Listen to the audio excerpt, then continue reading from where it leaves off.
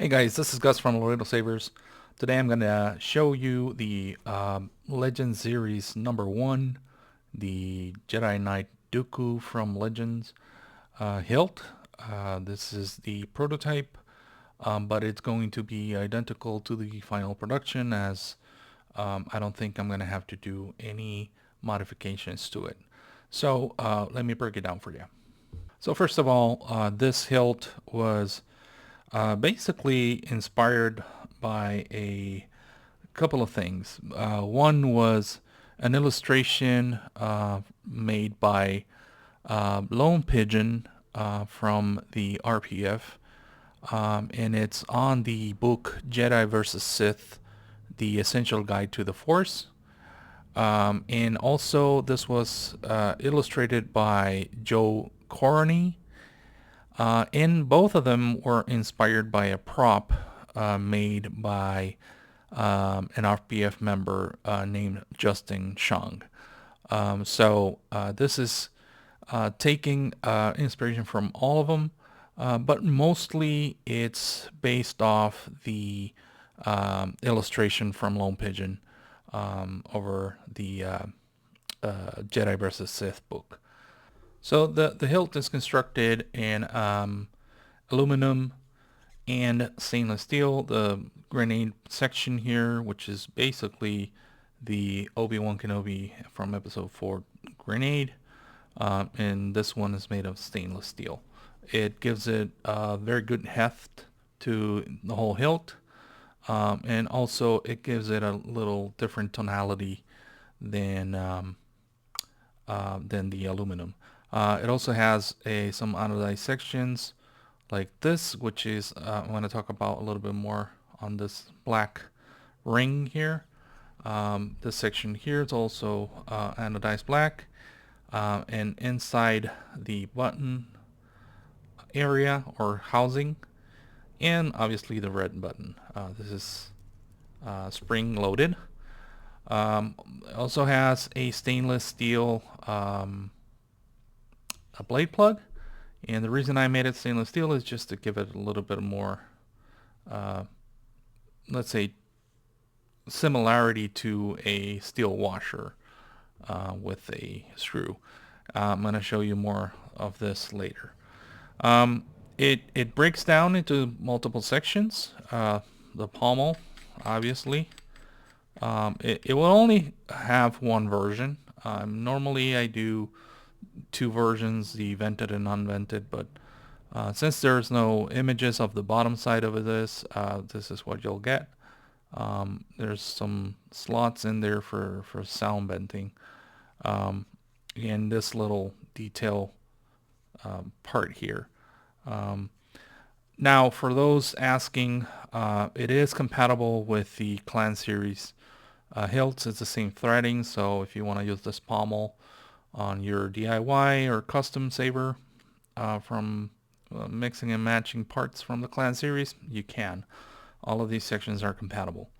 Then you have the cover text section, which is right here.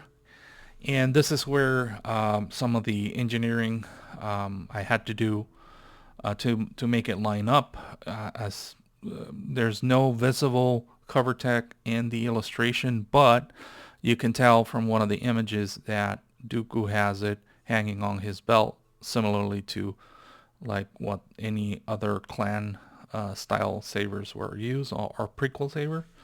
So there must be cover text right here. Now to line it up, what I did is that this ring here is basically a clocking ring. So you can basically align the cover tech wheel anywhere you want. It's 360 degrees here. To remove it, just grab and hold this section with one hand and this section with the other hand and twist, and you can remove the cover text section. It's a little bit long because obviously we want to have enough threading in there. And then you'll see here that the thread belongs to the grenade. So this one you can unscrew. It will have an O-ring, a small O-ring here, so that you can tighten it up That's just for mechanical purposes, so it's tightened, and it doesn't turn whenever you lock it. Now, the threading here is only on one side. Basically, the other side is clean. So whenever you're gonna assemble it, don't put the thread in this direction, because you're gonna end up putting it up to here. So it has to go on this direction.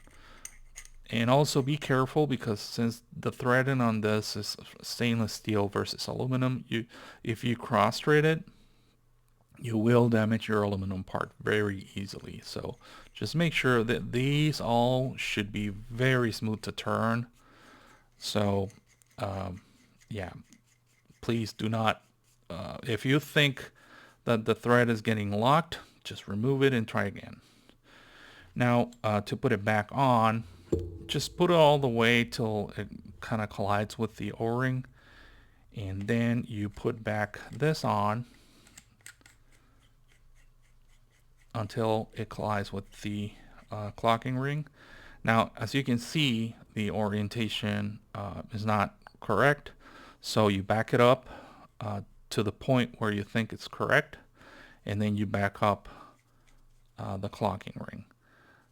And once you get it there, you can start turning both until it will start to get very tight because of the O-ring.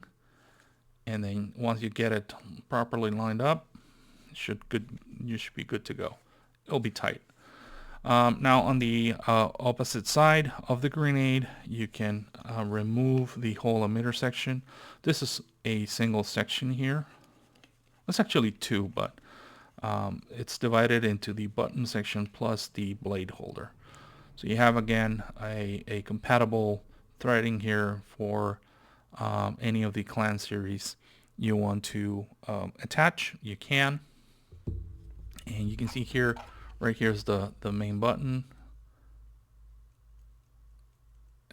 and there you can remove the housing and button altogether if you want to do, I don't know, weathering or something.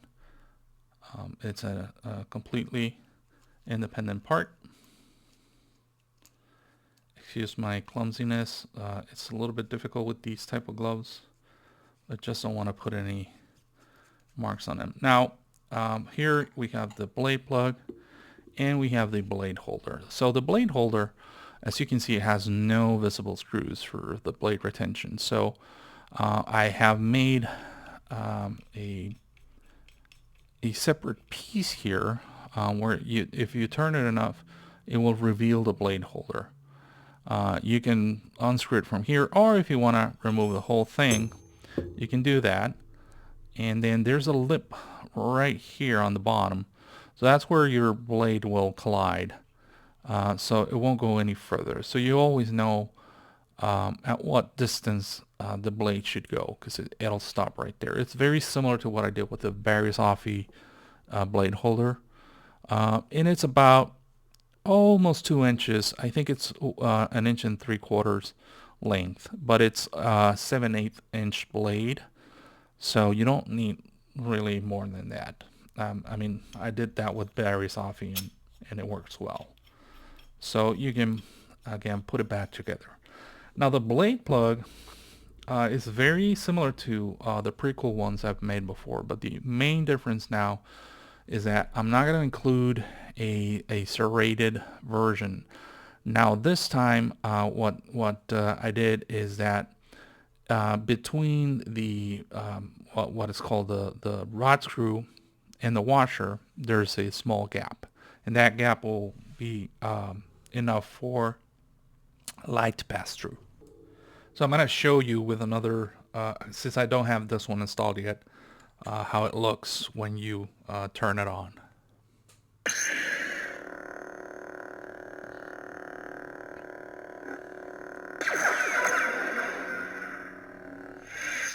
Anakin Skywalker.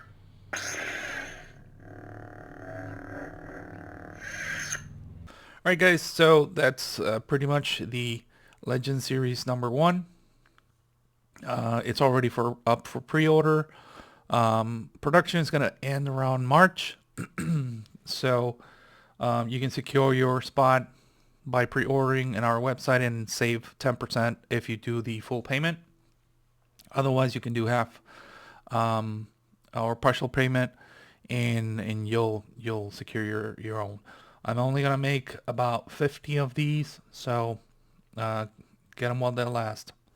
Thank you very much for your continued support.